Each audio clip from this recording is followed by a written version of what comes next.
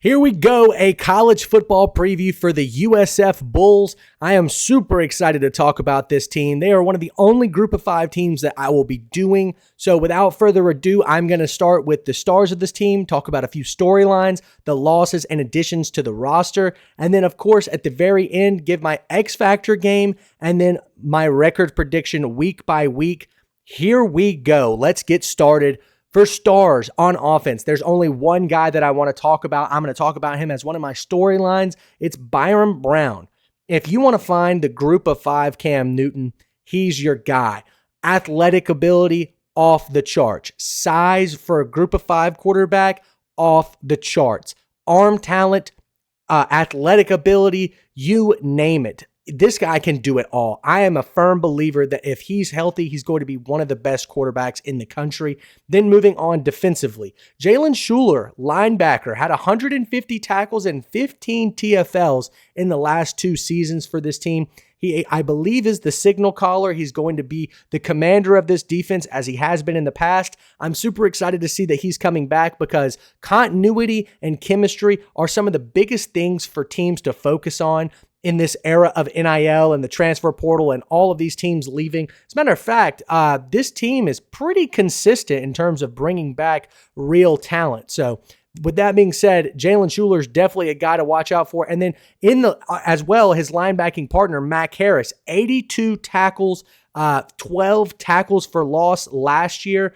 This is going to be this is the playmaker of the defense. If you want a guy to make a stop on a third down, Mac Harris is most likely going to be flying to the football. I really like his game. I think it complements where he's at positionally with Jalen Shuler very well. It's kind of a thunder and lightning combo. Jalen Shuler brings the thunder while Mac Harris is the lightning, the playmaker. This is a really talented defense for a group of 5 teams, so I think that they can thrive in the American Conference. So watch out for USF. We're going to continue with this. I think the stars are aligning. This is the first storyline that I want to talk about. Now, Alex Golesh is the coach. I believe he comes from Tennessee. I believe that's correct. He was the offensive coordinator under Josh Heupel for a year or 2. He's followed him around for some time, but he gets the opportunity to be the head coach at USF. And to me, this is his most talented team. Now, looking at last year, he was extremely competitive with Alabama all the way up into the 4th quarter. And with Miami, they were very competitive in the first half. I think both of those games are highlights as to what this USF team could be. Now, were they that in conference play last year? They were not. But can they be? Absolutely. With Byron Brown healthy, he dealt with several injuries last season. I think that this team has a much higher ceiling, especially in the conference. So I do think the stars are aligned here. This is the moment where USF has to make some statement wins, maybe get to a conference championship game if they want to be considered as a relevant group of 5 team that's maybe capable of getting to the college football playoff. Maybe not this season, but eventually. So that's my first storyline. Let's hop right into the losses and additions on this roster. The only loss of note, in my opinion, was Bernard Gooden, a defensive tackle, in my opinion, probably the star of the front 7 last year. He had 10 tackles for loss as a defensive tackle. That says a lot to me. He transfers over to LSU. He's going to be a starter there. So anytime that you see a player transfer from a group of 5 team to go to a Power 4 school, and they become an immediate starter, that's something of note. That's somebody that you want to talk about. That's a major loss for this program. And then with the additions to this roster, 2 guys that I want to talk about, Josh Salazar, I believe is his name. He comes from Texas A&M. He actually transferred originally from UCF to go to A&M. He did not get any playing time, I believe. I'm not sure what the reason was behind that, but at UCF, he had 150 tackles as a defensive end in 4 seasons. He is going to have to kind of fill the hole of Salazar here. There's not a lot to think, or not Salazar. He's going to have to fill the hole of Gooden.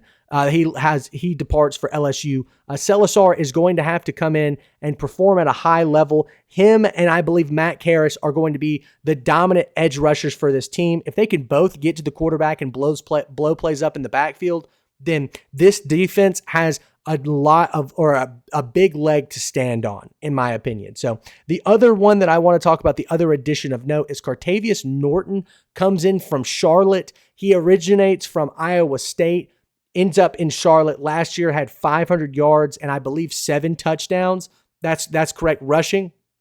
And I just think that he's going to have to be the weight that, or be the guy that Byron Brown can lean on in the run game, because what we saw last year was the usage rate of Byron Brown is kind of what got him injured, in my opinion. And so to remove some of that burden from his game and transfer it onto Cartavius Norton, that would be huge for this Bulls team. So I think those two guys are the additions of note. There are a couple of other transfers, but those are the impact guys that I believe will be making the difference here for USF. So now the next two storylines that I want to talk about. Number one is Byron Brown. I've already talked about him. I want to talk about him again. This guy is a freak athlete. When you watch him, you think, I'm watching Cam Newton when he went to JUCO. That's what I'm thinking when I see him. Now, he did, of course, get injured last year, but if he can be 100% healthy, look out, because I think USF can win almost any game on their schedule. Now, moving into storyline number two, the games that they probably won't win are at Florida and at Miami. Do they have the opportunity to play spoiler? Absolutely. And if you want to ask somebody last year about that, ask Miami. They were struggling with USF at halftime. Now, they did end up coming out and blowing the doors off of them, but with that being said, USF used a lot of situational opportunities to keep themselves competitive. And another team that you could ask that question to is Alabama. Up until the fourth quarter, it was a one-possession game with Alabama in Tuscaloosa. And they were able to actually do that against Alabama in 2023 when Alabama came down to South Florida to play them.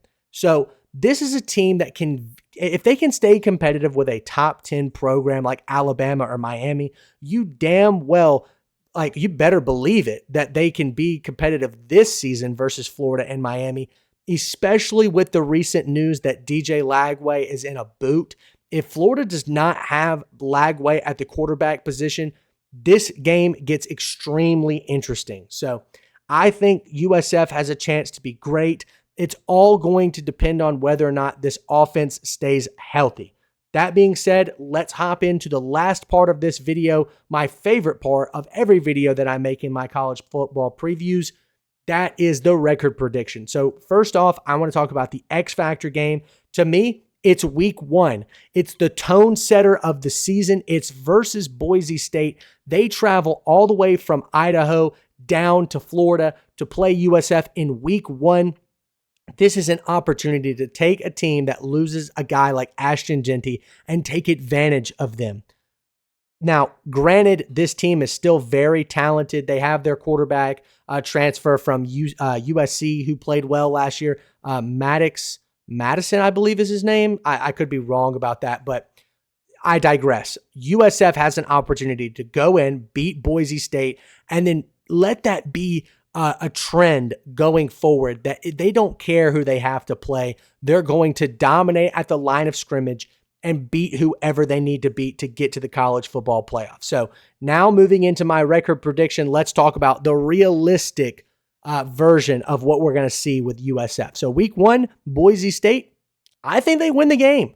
I think that Boise State is going to be reeling. That offense is going to struggle without Ashton Jeanty at the helm. So I think USF can absolutely dominate the line of scrimmage, especially defensively, which is something that Boise State is seldom used to. The only time that Boise State got dominated at the line of scrimmage last year was versus Penn State.